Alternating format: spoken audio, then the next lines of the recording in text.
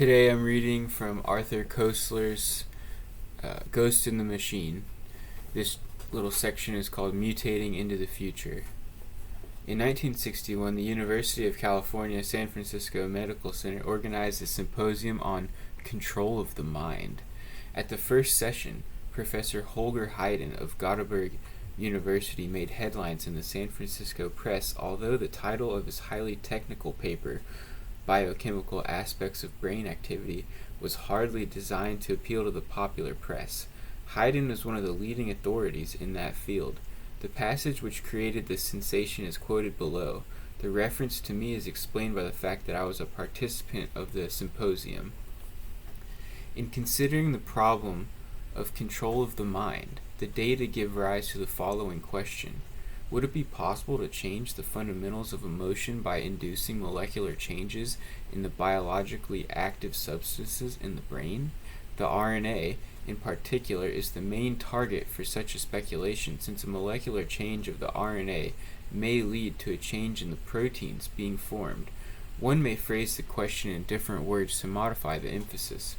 Do the experimental data presented here provide means to modify the mental state by specifically induced chemical changes? Results pointing in that direction have been obtained.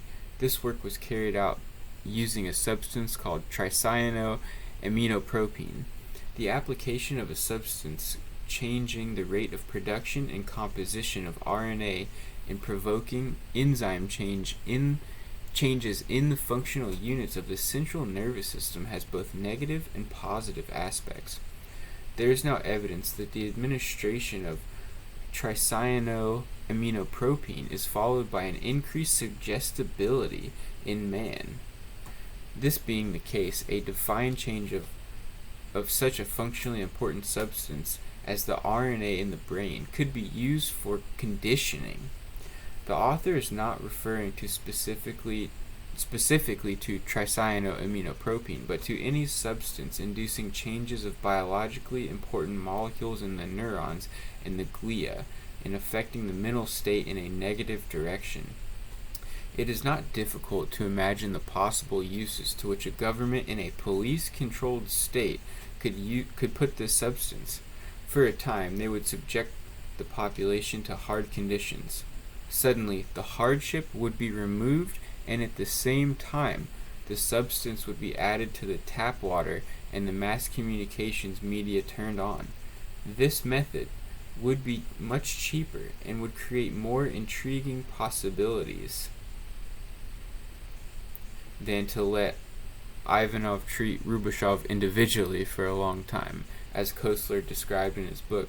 On the other hand, a countermeasure against the effect of a substance such as tricyanoaminopropene is not difficult to imagine either. Leaving technical details aside, the implications are clear. Like any other human science, biochemistry can serve the powers of light or of darkness. Its dangers are terrifying, but we are now concerned with its beneficial possibilities.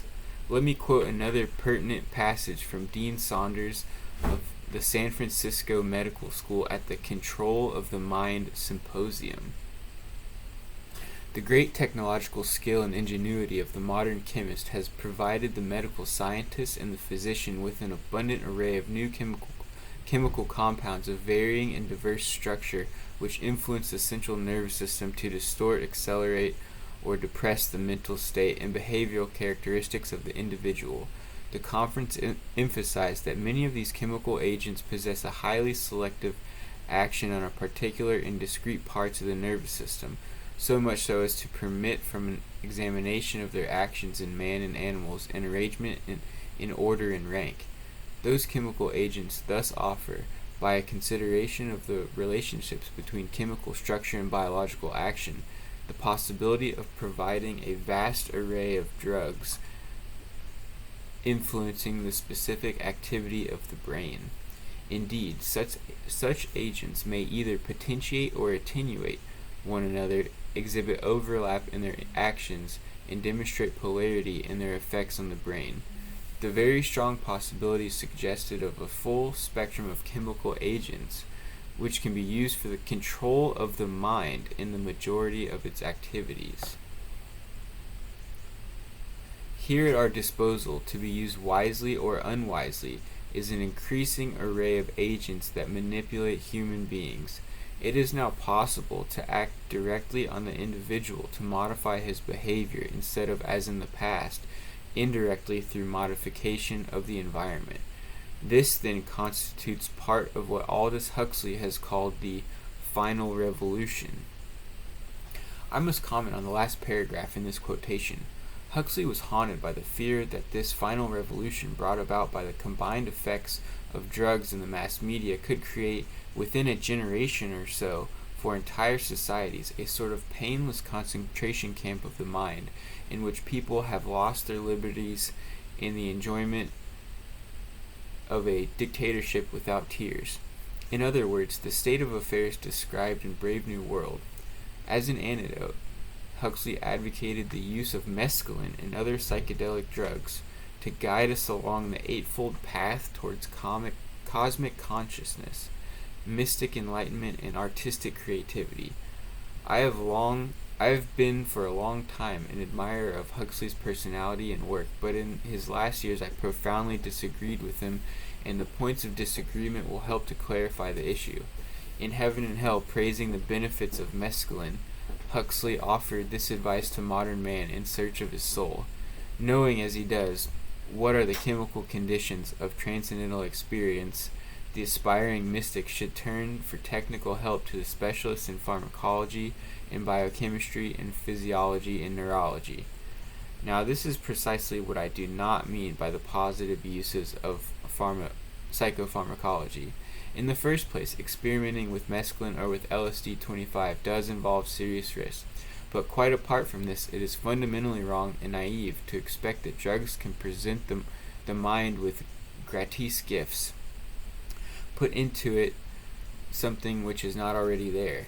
Neither mystic insights, nor philosophic wisdom, nor creative power can be provided by pill or injection. The psychopharmacist cannot add to the faculties of the brain, but he can at best eliminate obstructions and blockages which impede their proper use.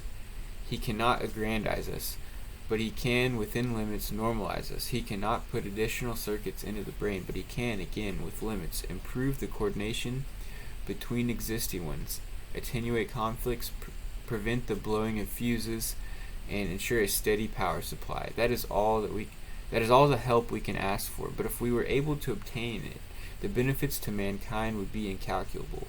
It would be the final revolution, in a sense opposite to Huxley's, the breakthrough from maniac to man.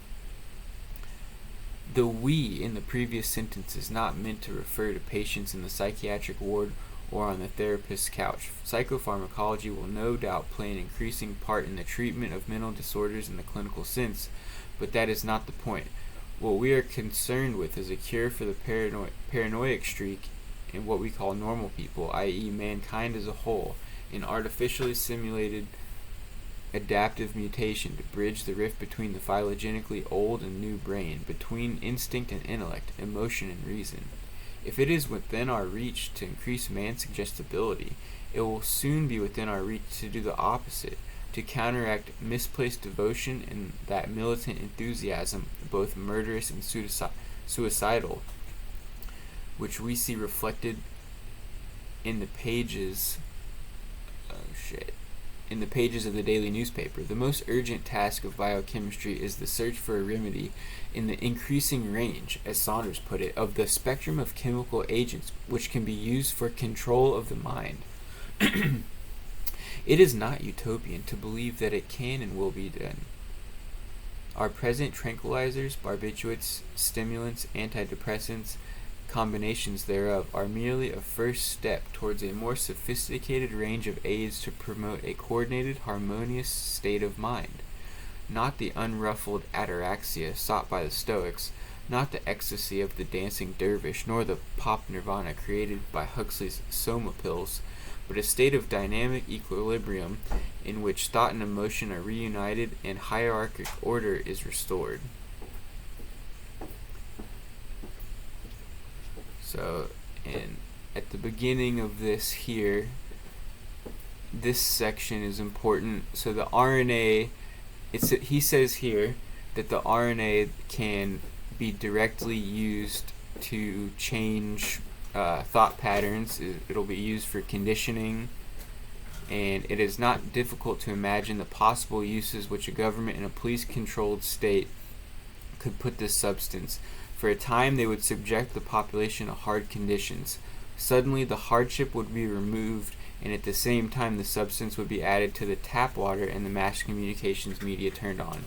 I think instead of adding it to the tap water, they will say, like the hardship of the coronavirus lockdown, they will say, we can turn off, if you guys just get the mRNA vaccine, you can leave your homes and go back to normal. But as he states right here, the RNA in particular is the main target for controlling the mind. And so this is a good reason why I suggest. So look here, Gates Foundation bets big on Moderna's mRNA technology. So definitely should not take whatever that is. I found this section of Arthur Koestler's Ghost in the Machine very interesting. And Holger Hayden, by the way, was a CIA agent. So the CIA professor had a Control of the Mind conference that said RNA was to be used to control the mind.